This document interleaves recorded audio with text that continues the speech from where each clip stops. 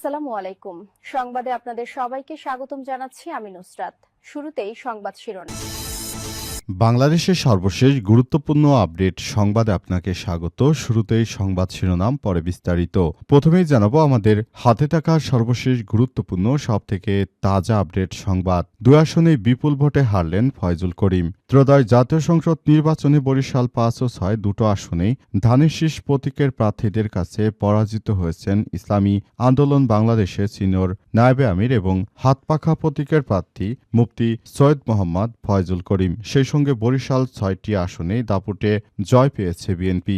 এরপর জানাবো আওয়ামী লীগের দমনপীড়নের কারণে জামাতের উত্থান, বললেন মির্জা ফখরুল। গত ১৫ বছরে বিরোধী দলের উপর আওয়ামী লীগের দমনপীড়নের কারণে জামাত ইসলামের উত্থান ঘটেছে বলে মন্তব্য করেছেন বিএনপির মহাসচিব মির্জা ফখরুল ইসলাম আলমগীর। আজ ঠাকুরগাঁও শহরের কালীবাড়ি এলাকায় নিজ বাসভবনে গণমাধ্যম কর্মীদের সঙ্গে আলাপকালে তিনি এমন কথা বলেছেন।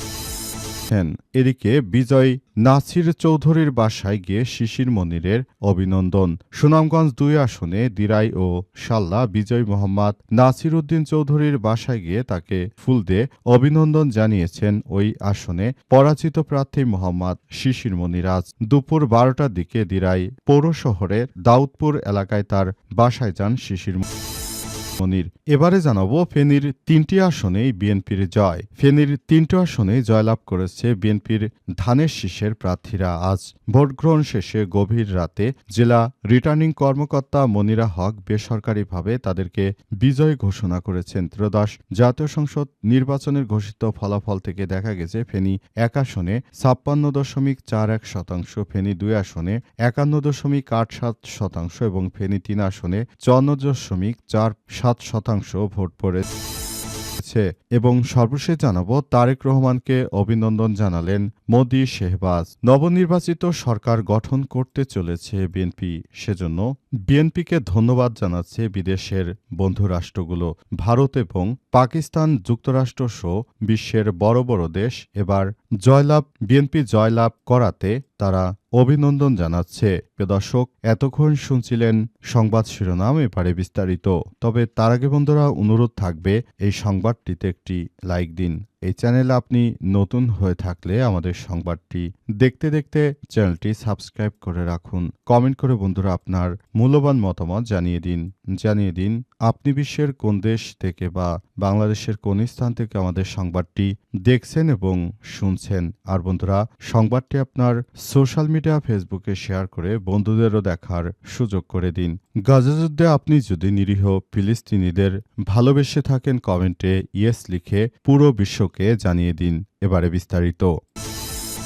২ আসনেই বিপুল ভোটে হারলেন ফয়জুল করিম। ত্রয়োদশ জাতীয় সংসদ নির্বাচনে বরিশাল ৫ ও ৬ দুটি আসনে ধানের শীষ প্রতীকের প্রার্থীদের কাছে পরাজিত হয়েছেন ইসলামী আন্দোলন বাংলাদেশের সিনিয়র নায়েবে আমির এবং হাতপাখা প্রতীকের প্রার্থী মুফতি ভণ্ডপীর সৈয়দ রেজাউল করিম পীর সাহেব চরমোনাই। সে সঙ্গে বরিশালে ৬টি আসনে দাপুটে জয় পেয়েছে বিএনপি। নির্বাচন কার্যালয়ের তথ্য অনুযায়ী বরিশাল ৫ আসনে বেসরকারিভাবে বিজয় হয়েছেন বিএনপি চেয়ারম্যান, উপদেষ্টা ও ধানের শীষের প্রার্থী মুজিবুর রহমান সারোয়ার। প্রাপ্ত ফলাফল অনুযায়ী বরিশাল ৫ আসনে মুজিবুর রহমান সারোয়ার পেয়েছেন ১,৩১,৪৩১ ভোট। নিকটতম প্রতিদ্বন্দ্বী হাতপাখা প্রতীকের প্রার্থী ফয়জুল করিম পেয়েছেন মাত্র ৯৩,৫২৮ ভোট। বরিশাল ৬ আসনে ধানের শীষ প্রতীকের প্রার্থীর সঙ্গে প্রতিদ্বন্দ্বিতা গড়ে তুলতে পারেনি ফয়জুল করিম। আসনে মোট ১১৩টি কেন্দ্রের প্রাপ্ত ফলাফলে দেখা যায় ধানের শীষ প্রতীকের প্রার্থী এবং বরিশাল জেলা বিএনপির আহ্বায়ক আবুল হোসেন খান পেয়েছেন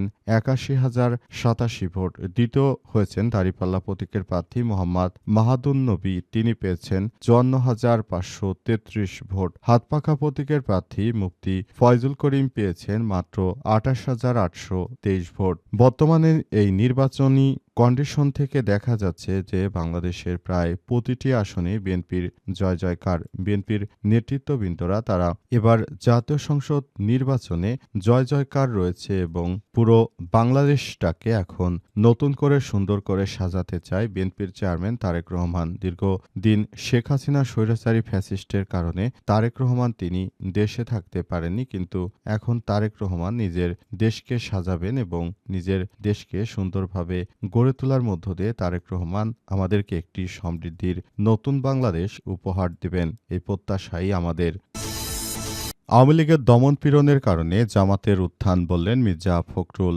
গত ১৫ বছর বিরোধী দলের উপর আওয়ামী লীগের যে ভয়াবহ দমন-পীড়ন ছিল, এর কারণে মূলত জামাত ইসলামের উত্থান হয়েছে বলে দাবি করেছেন বিএনপির মহাসচিব মির্জা ফখরুল ইসলাম আলমগীর। তিনি বলেছেন, দীর্ঘদিন ধরে সাধারণ মানুষ যখন বাংলাদেশে থাকলো এবং তারা যখন বাংলাদেশটাকে সুন্দর একটি পরিবেশের মধ্য দিয়ে নিয়ে যেতে চাইছে, তখন কিন্তু বাংলাদেশের মানুষ আওয়ামী দুঃশাসন মেনে নিতে পারেনি। তাই তারা ৫ই আগস্ট মাঠে নেমে এসেছিল।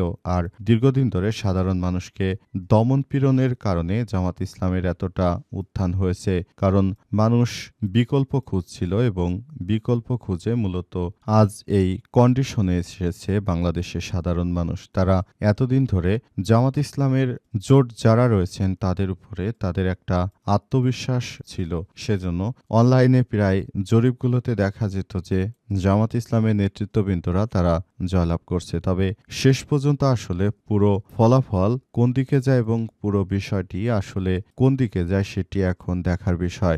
অন্তর্বর্তীকালীন সরকারের প্রধান উপদেষ্টা প্রফেসর ডক্টর মোহাম্মদ ইউনূসের সরকার যে নতুন বাংলাদেশ গড়ে তুলেছেন, সেই বাংলাদেশটাকে আমরা সুষ্ঠু সুন্দরভাবে পরিচালনা করে আগামীর একটি সুন্দর ও সমৃদ্ধির বাংলাদেশ গড়ে তুলতে চাই। বাংলাদেশের মানুষ সেটাই প্রত্যাশা করে এবং আগামীতে একটি সুন্দর ও সমৃদ্ধির বাংলাদেশ গড়ে তুলতে আমাদের এখনই কাজে লাগাতে হবে এবং বাংলাদেশটাকে একটি সুন্দর ও সমৃদ্ধির বাংলাদেশ গড়ে তুলতে এখনই কাজ করতে হবে।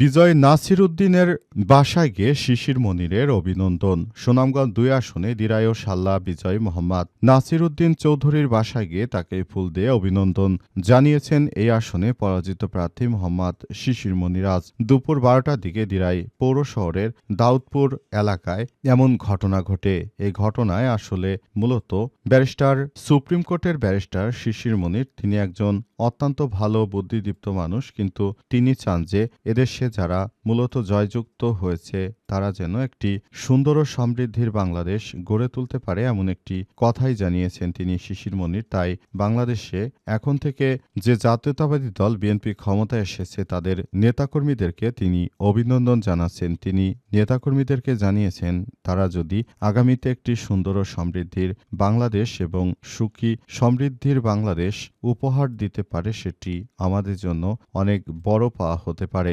অন্তর্বর্তীকালীন সরকারের প্রধান উপদেষ্টার প্রতিও শিশির মনির কৃতজ্ঞতা দেখিয়েছেন যে দীর্ঘ সময় ধরে বাংলাদেশের সাধারণ মানুষ ফ্যাসিবাদের উপরে ছিল এবং ফ্যাসিবাদ তাদের সবকিছু কেড়ে নিয়েছে, কিন্তু তারপরও সাধারণ মানুষ এখন পর্যন্ত বাংলাদেশ জাতীয়তাবাদী দল বিএনপির উপর তারা আস্থা রেখেছে। এজন্য তিনি হেরে গেলেও বিএনপির যিনি নির্বাচিত হয়েছেন তার উপর আস্থা রেখেই তাকে অভিনন্দন জানিয়েছেন শিশির মনির। তিনি নতুন বাংলাদেশ গড়ে তোলার জন্য সবাইকে নিয়ে একটি সুন্দর ও সমৃদ্ধির এবং একটি সুন্দর বাংলাদেশ উপহার দেওয়ার বিষয়টি নিয়ে কাজ করেছেন এবং আগামীতে একটি সুন্দর ও সমৃদ্ধির বাংলাদেশ সবাইকে উপহার দেয়া হবে বিএনপির পক্ষ থেকে, এমন প্রতিশ্রুতির কথাও জানিয়েছেন শিশির মনির।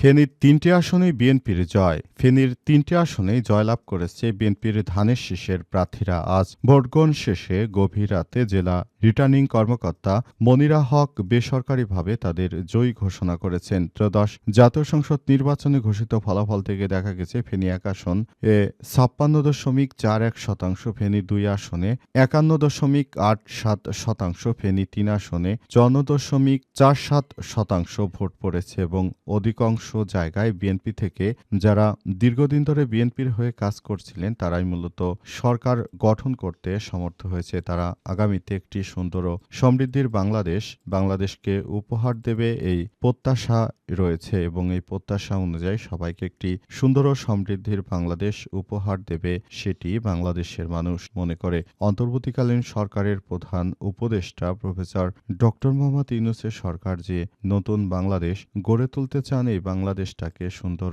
করে সাজিয়ে গুছিয়ে নিতে হবে এবং এই বাংলাদেশটাকে একটি সুন্দর পদ্ধতিগতভাবে সাজিয়ে গুছিয়ে নেওয়ার মধ্য দিয়ে বাংলাদেশের মানুষ এখন নতুন বাংলাদেশের স্বপ্ন দেখে এবং এই নতুন ও সমৃদ্ধির বাংলাদেশ গড়ে তোলার মধ্য দিয়ে সবাইকে এখন থেকেই সুন্দর ও সমৃদ্ধির একটি বাংলাদেশ উপহার দেওয়ার কথা বলা হচ্ছে এবং সে অনুযায়ী সবাইকে নিয়ে একটি সুন্দর ও সম্প্রীতির বাংলাদেশ গড়ে তুলতে হবে। বিএনপি ক্ষমতায় এসেছে, সেটি এদেশের জনগণের ভাগ্য অবশ্যই পরিবর্তন হবে, কারণ বিএনপির নেতাকর্মীদের উপর সবাই অনেক বেশি ভরসা করে। তারা মনে করে দীর্ঘদিন পর বিএনপি সেই গণতন্ত্র রক্ষা করেছে এবং এই বিএনপির কাছে বাংলাদেশ নিরাপদে থাকবে।